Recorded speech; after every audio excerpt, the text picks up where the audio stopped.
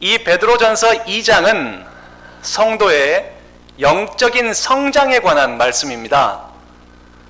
베드로 스스로가 영적인 정체의 길을 거쳐본 사람이었기 때문에 성도가 영적으로 제자리에 발이 묶여서 앞으로 한 발짝도 나아가지 못하는 상태가 얼마나 위험하고 안타까운 일인지 베드로는 잘 알고 있었습니다. 영적인 정체기는 성도가 맞닥뜨리는 다양한 상황에서 그 원인을 찾을 수가 있습니다. 그 원인 중 하나가 믿음으로 인하여 고난과 시련의 상황을 만났을 경우입니다. 바로 이 베드로전서를 받아보는 당시의 청중들이 그런 상황에 놓여 있었죠. 그리스도인이라는 사실만으로 사회에서 불이익을 당해야 했고 핍박을 당하기도 했으며 순교의 죽음을 감당하기도 했습니다. 그런 위협적이고 고달픈 현실에서 많은 그리스도인들이 영적인 정체기에 접어들었고 베드로는 그런 현실을 직감했던 것입니다. 여기서 우리가 공감해야 할 것은 당시 그리스도인들의 고달픈 현실이 아닙니다. 우리가 공감해야 할 것은 그럼에도 불구하고 소망과 성장을 제시하고 있는 베드로의 확신입니다. 물론 당시의 그리스도인들이 감당해야만 했을 그 현실은 고달픔과 시련이라는 단어만으로는 감히 단정 지을 수 없는 엄청난 고통이었습니다. 그런 극심한 고통을 무시해야 한다는 말은 아닙니다. 베드로의 확신은 그 모든 현실적인 공감을 초월한, 그럼에도 불구하고 확신에 찬 믿음에서 비롯된 그럼에도 불구하고의 소망이었습니다. 억울하고 비참한 처지에 놓였으나 그럼에도 불구하고 우리에겐 소망이 있다. 비통하고 고달픈 현실이 되었으나 그럼에도 불구하고 우리에겐 결코 사라지지 않을 소망이 있다. 두렵고 무서운 상황에 묻혔으나 그럼에도 불구하고 우리에겐 모든 어려움과 두려움을 이겨내고 감당할 소망이 있다. 현재의 상황에 매몰되어서 영적인 정체기에 돌입할 것이 아니라 모든 상황을 초월할 영원한 소망을 견지하고 영적으로 성장해 가는 것을 결코 중단하지 말라. 이것이 바로 예수 그리스도에 대한 믿음과 소망에 기초한 베드로의 확신이었던 것입니다. 우리가 공감할 것이 바로 이 베드로의 확신입니다. 우리 또한 우리의 신앙을 방해하는 현실을 직접 대면하면서 살아가고 있는 사람들입니다. 우리가 이 세상에서 만나는 여러 상황들은 우리로 하여금 영적인 정체기에 빠지도록 만듭니다. 때로는 바쁘게 만들고, 때로는 화나게 만들고, 때로는 위기감에 휩싸이게 해서 영적인 정체기에 빠지도록 합니다. 때로는 교만하게 만들고, 때로는 안일하게 만들며, 때로는 세상을 더 좁게 만들어서 영적인 정체기에 빠지도록 합니다. 그런 상황이 얼마나 위험한 것인 줄 잘 알았던 베드로는 오늘 우리에게 말합니다. 모든 상황에서 경건하라. 모든 상황에서 하나님을 닮아 거룩하라. 모든 상황에서 하나님의 말씀을 사모하라. 왜냐하면 그것이 바로 구원받은 사람이 올바르게 자라가는 모습이기 때문이다. 이렇게 말을 하고 있습니다. 오늘 우리는 2장 4절부터 10절까지의 말씀을 보면서 우리가 경건하고 거룩해야 할 이유에 대해서 듣게 될 것입니다. 우리가 이 베드로의 확신에 찬 도전을 은혜롭게 잘 받아서 험하고 왜곡된 우리의 현실 속에서도 거룩과 경건을 잘 지켜 자라갈 수 있기를 진심으로 원합니다. 1절부터 3절까지에서는 경건한 마음과 행실을 갖추라고 말씀했습니다. 이제 4절부터는 그렇게 성도가 경건한 마음과 행실을 갖추어야 할 이유가 무엇인지 설명을 하고 있습니다. 성도가 경건해야 할 이유, 그 직접적인 이유를 5절에서 말씀하고 있네요. 5절 말씀을 한번 보세요. 너희도 산 돌같이 신령한 집으로 세워지고 예수 그리스도로 말미암아 하나님이 기쁘게 받으실 신령한 제사를 드릴 거룩한 제사장이 될지니라. 성도가 경건해야 할 이유를 두 가지로 말씀하고 있습니다. 첫 번째는 신령한 집으로 세워져야 하기에 경건해야 하고, 두 번째는 거룩한 제사장이 되어야 하기에 경건해야 한다고 말하고 있습니다. 그럼 먼저 첫 번째 이유를 살펴볼까요?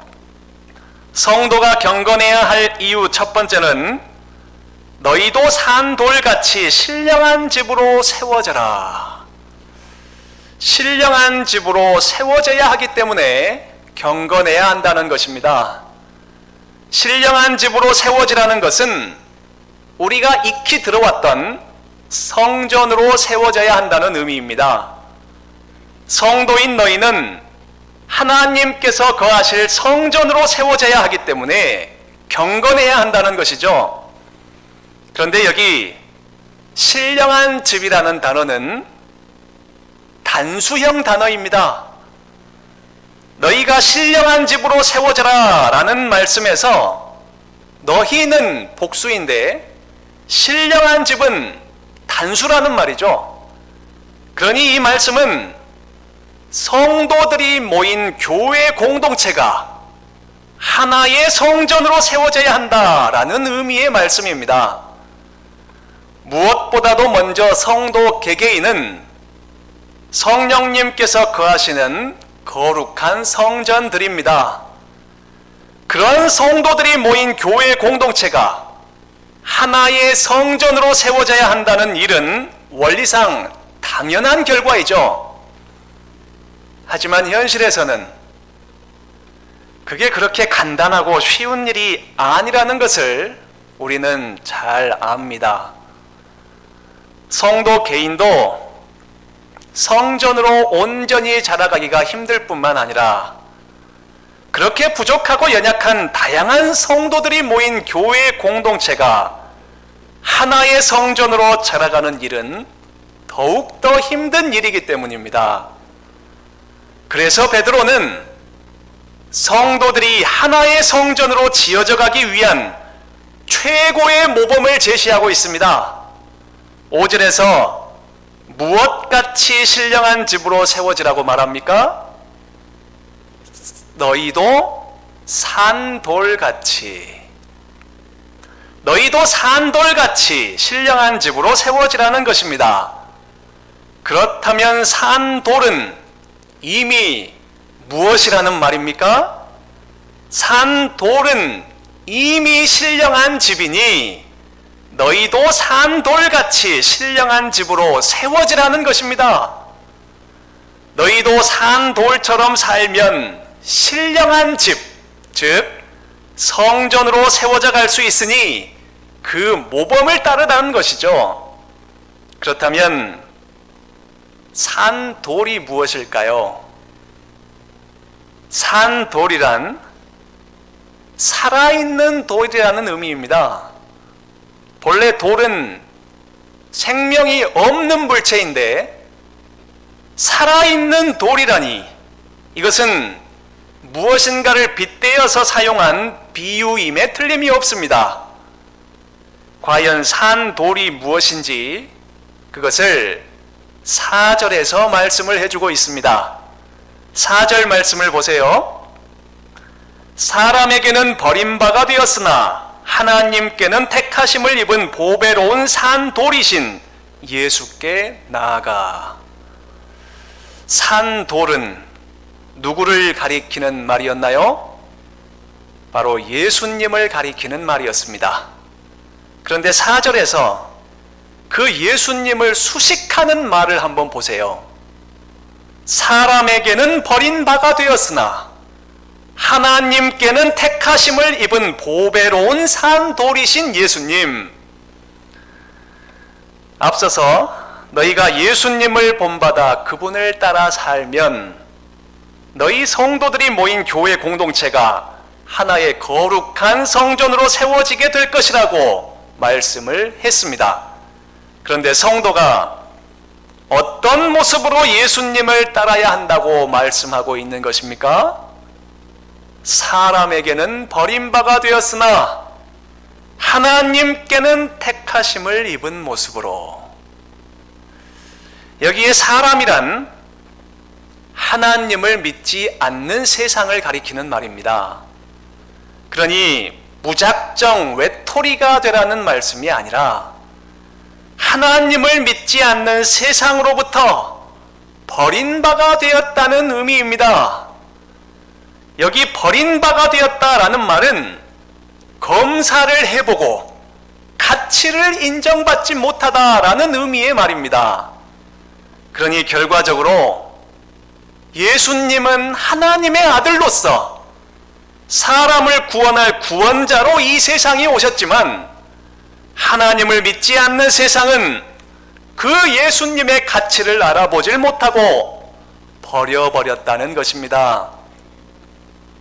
그런데 하나님께서는 그런 예수님을 이미 온 세상의 구원자요 왕으로 선택하셨다는 것이죠. 그것이 바로 4절 말씀에 사람에게는 버림바가 되었으나 하나님께는 택하심을 입은 보배로운 산돌이신 예수님이라는 말씀의 의미입니다. 예수님은 완전한 성전이시기 때문에 살아있는 돌로 표현이 된 것이죠. 그렇게 산돌이신 예수님을 따라 사는 성도라면 예수님을 따라 산돌이 되어서 성전을 이루는 하나의 구조물이 될 것입니다.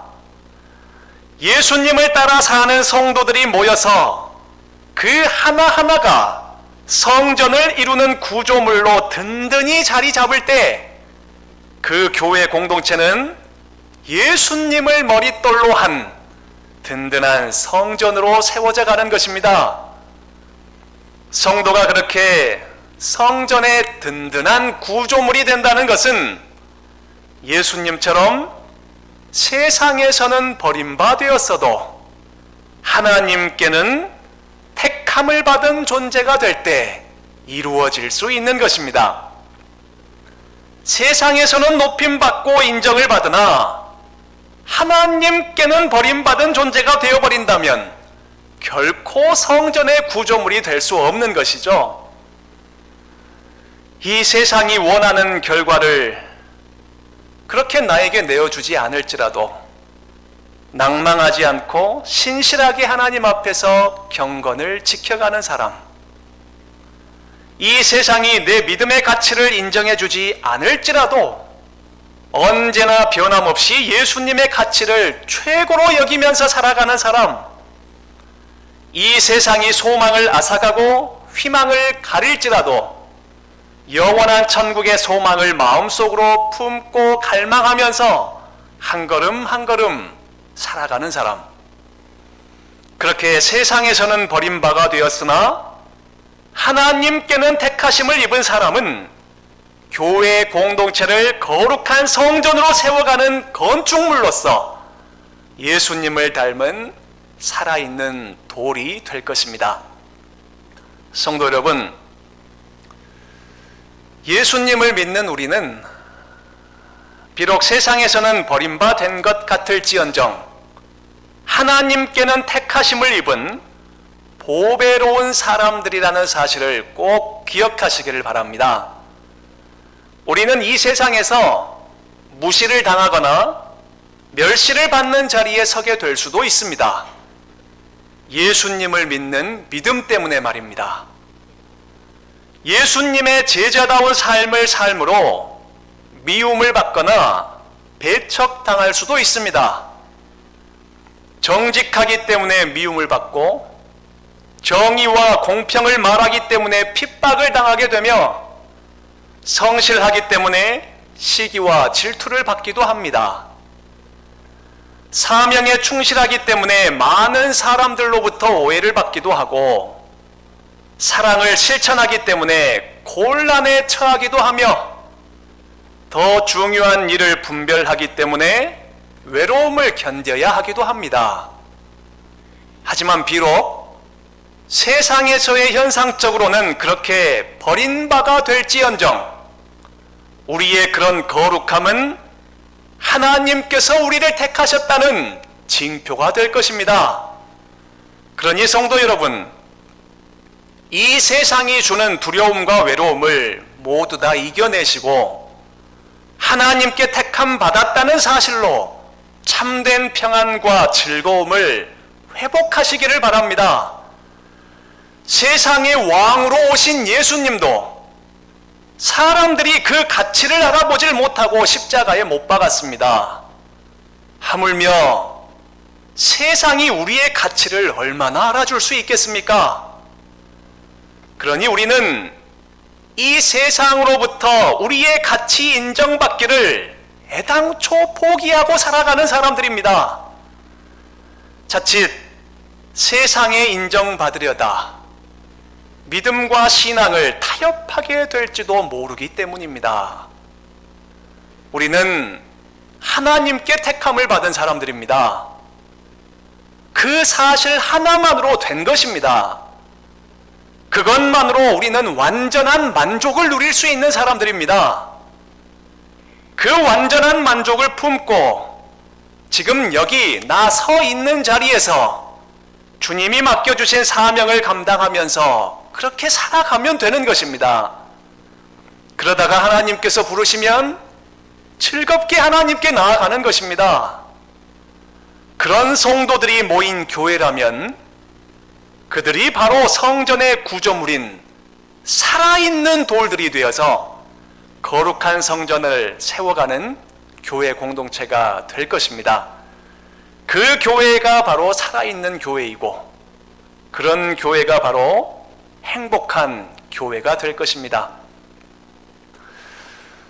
성도가 경건해야 할 이유 두 번째는 5절 후반부에서 말씀하고 있는 것처럼 거룩한 제사장이 되어야 할 것이기 때문입니다. 5절 후반부를 보세요.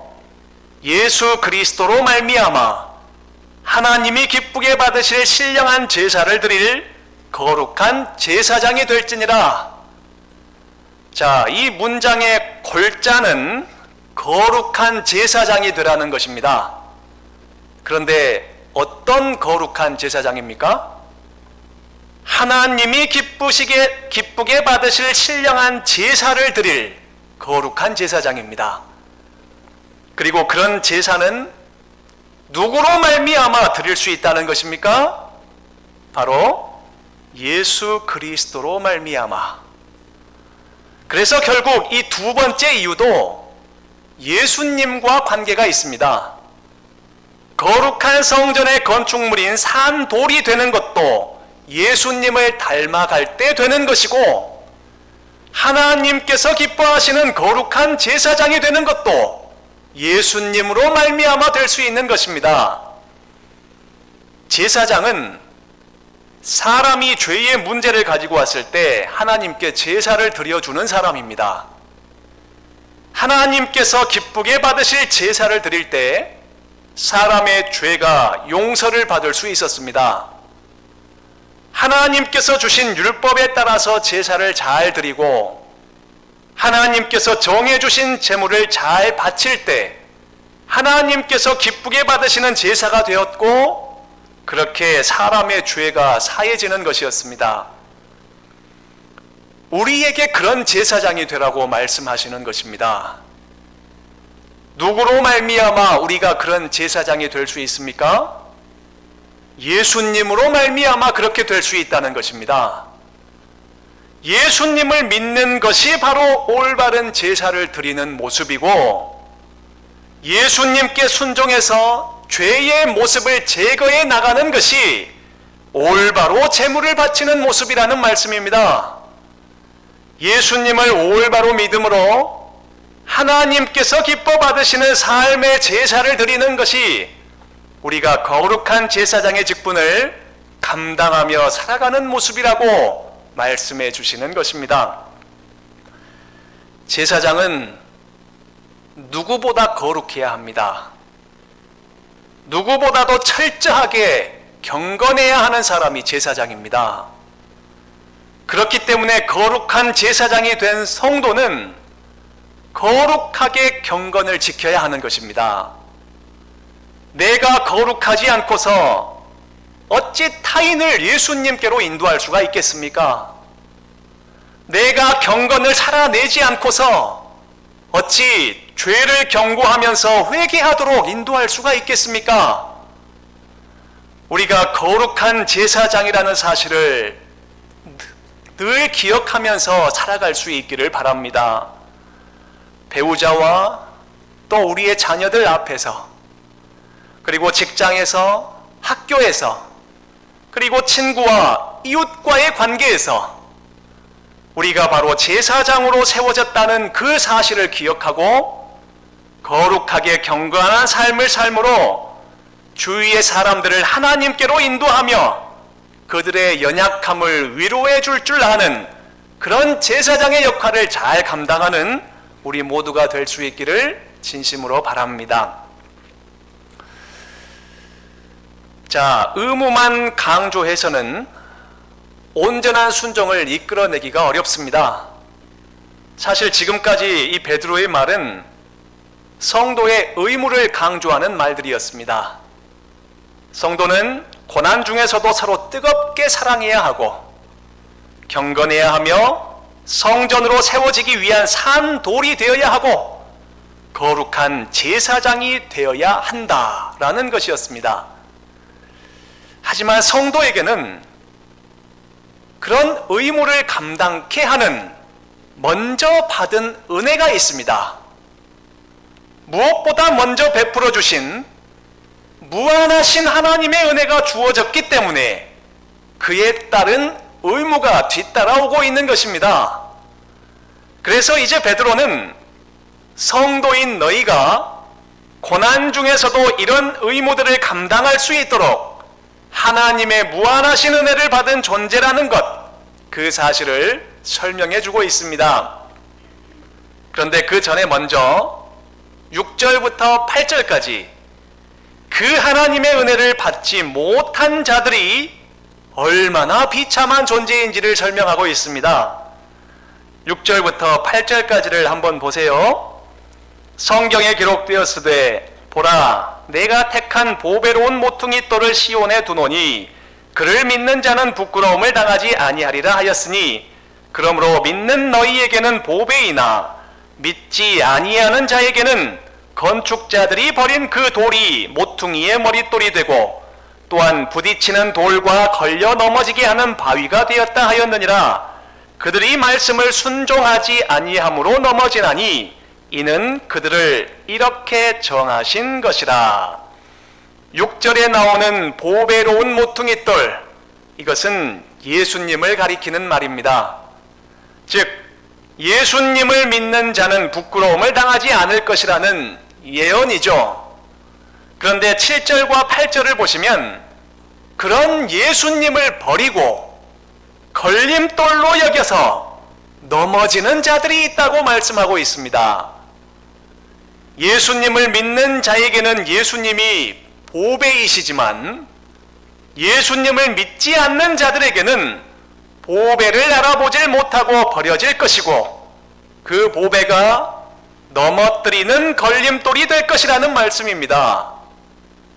예수님의 가치를 알아보지 못하고 그분께 순종하지 않는 자들은 하나님께서 정하신 대로 결국 세상을 심판하실 예수님께 걸려 넘어져서 영영 다시는 일어서지 못하게 될 것이라는 말씀입니다.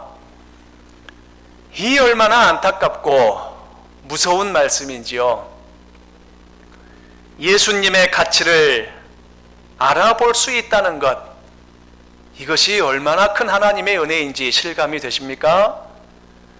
예수님의 십자가 대속을 의지해서 하나님께 예배할 수 있는 사람이 되었다는 것, 이게 얼마나 커다란 은혜인지요. 예수님이 최고의 보배라고 인지할 수 있는 것도 은혜이고, 그 예수님을 알므로 영원한 하나님 나라 천국을 소망하면서 지금의 삶을 믿음으로 인내할 수 있는 것도 하나님의 무한하신 은혜입니다.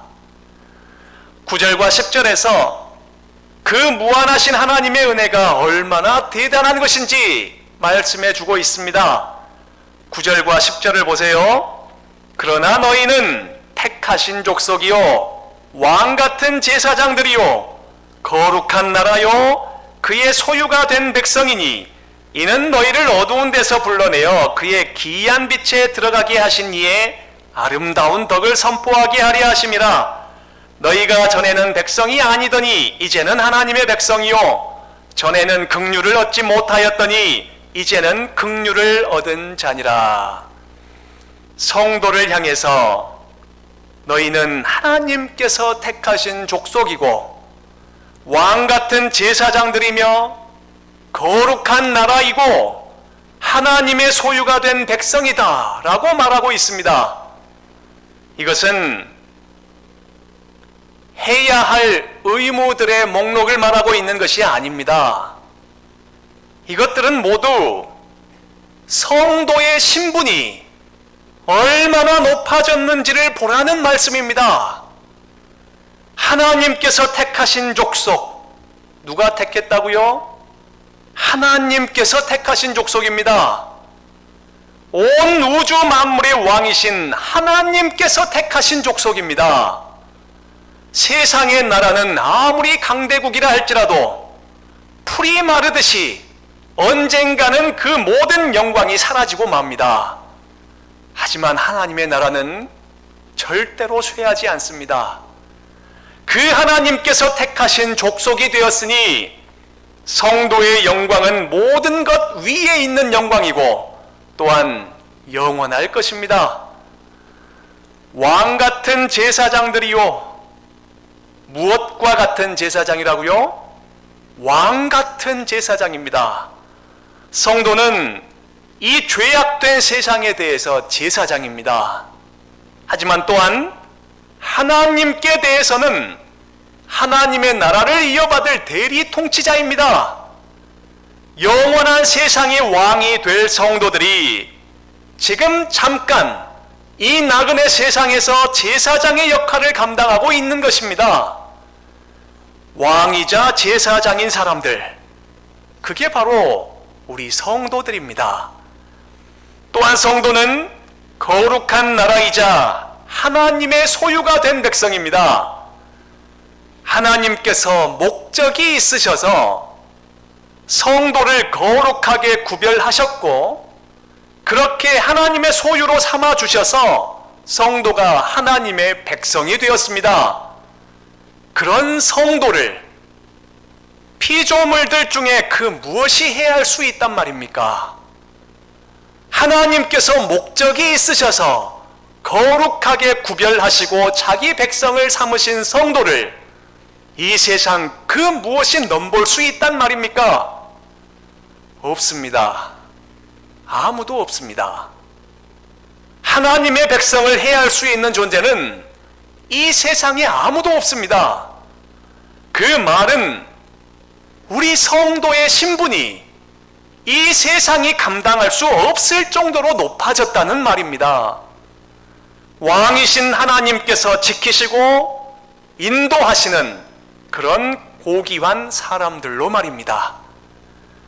그런데 하나님께서 그렇게 은혜를 베푸신 이유가 있다고 말씀을 하십니다. 9절 후반부를 보시면 이는 너희를 어두운 데서 불러내어 그의 기이한 빛에 들어가게 하신 이에 아름다운 덕을 선포하게 하려 하심이라. 하나님께서 성도에게 이런 신분 상승의 은혜를 베풀어 주신 이유는 그것을 가능하게 하신 하나님의 은혜를 전하면서 살도록 하기 위함이다 라고 말씀하신 것입니다. 10절의 말씀처럼 전에는 긍휼을 얻지 못해서 백성이 되지 못했던 자들이 이제는 하나님의 긍휼을 얻어서 하나님의 백성이 되는 은혜를 입었으니 이제 성도의 삶은 그 하나님의 무한하신 은혜를 전하면서 살아가는 그런 인생이 되어야 할 것이라는 말씀입니다. 성도 여러분, 성도가 영적으로 성장한다는 것에 대한 증거 중에 하나는 이 세상에 나와 하나님과의 관계를 분명하게 보여줄 수 있다는 것입니다. 여기서 보여준다는 것은 단순히 말로 하는 간증에 불과한 것이 아니고 사람들과의 관계에서 나타나는 성도의 구체적인 일상을 품고 있는 의미입니다. 하나님의 은혜를 전하는 성도의 증언이 무의미한 것이 되지 않게 하기 위해서 성도는 모든 생활 방식에서 어떤 그 무엇인가를 포기해야 할 것을 결심해야 합니다. 예수님은 성도를 삶이 본이 되는 제자가 되라고 부르셨습니다. 성도가 그렇게 자신에게 주어진 사람들과의 관계를 잘 맺어가기 위해서는 일부 누릴 수 있는 권리들을 포기할 줄 알아야 합니다.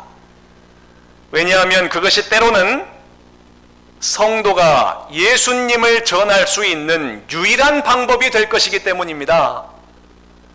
정의마저도 이기적으로 악용하는 이 타락한 세상의 문화와는 달리 성도는 그런 이기적인 보상을 요구하지 않는 모범을 보여줌으로써 예수님을 높일 수 있는 특권을 누리게 되는 것이죠.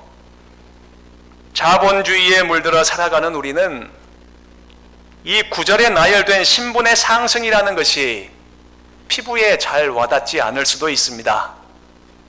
하지만 그것은 실제로 이 세상의 모든 재물을 긁어 모아서 바친데도 얻을 수가 없는 초월적인 신분 상승이라는 것을 우리가 이해할 수 있기를 바랍니다. 인간의 재능과 소유로는 결코 이룰 수 없는 신분의 상승을 하나님께서 먼저 다가와 주셔서 우리에게 이루어 주셨습니다. 사람들은 종종 자신의 가치를 자기가 이룬 성취에 두곤 합니다. 하지만 성도는 그렇지 않습니다. 우리의 가치는 하나님의 자녀가 되었다는 것에서부터 오는 것이지 우리가 성취하고 이룰 수 있는 것들에서 오는 것이 절대로 아닙니다. 하나님의 무한하신 은혜를 우리가 받았기 때문에 우리가 가치가 있는 존재가 되었습니다. 우리가 세상을 초월한 위대한 가치를 지니게 되었다는 것은 우리가 무엇을 할 수 있는가에 달려있는 것이 아니라 하나님께서 우리에게 무엇을 해주셨는가 여기에 달려있는 것입니다. 하나님께서 우리를 자녀 삼아 주셨기 때문에 우리의 신분이 세상을 초월하게 된 것입니다. 그러니 성도 여러분, 우리에게 아무리 힘든 내일이 기다리고 있을지라도 내일의 어려움을 담대하게 직면하시는 여러분들이 되시기를 바랍니다. 우리의 아버지이신 하나님께서 매 순간 우리와 함께 걸어주고 계시기 때문에 그렇습니다. 이 세상에서 만나는 어려움 다 하나님의 장중에 있는 것이고 하나님께서는 그것들마저 포함하여 우리들에게 완전한 선을 안겨주실 것이기 때문입니다. 이 믿음과 소망과 확신을 가지고 이제 오늘 저녁도 우리가 잠자리에 들 것이지만 아무런 염려하시지 마시고 편안하게 쉼을 누리시는 여러분들이 되시기를 바랍니다. 함께 기도하시겠습니다. 하나님 아버지, 오늘 저녁 우리가 이렇게 하나님께 예배할 수 있도록 인도해 주셔서 감사합니다. 우리의 상황과 처지가 어떠하든지 우리 마음의 중심이 늘 하나님을 향할 수 있도록 지켜주시옵소서. 하나님, 죄로 얼룩진 저희를 하나님의 거처 삼아 주셔서 감사합니다.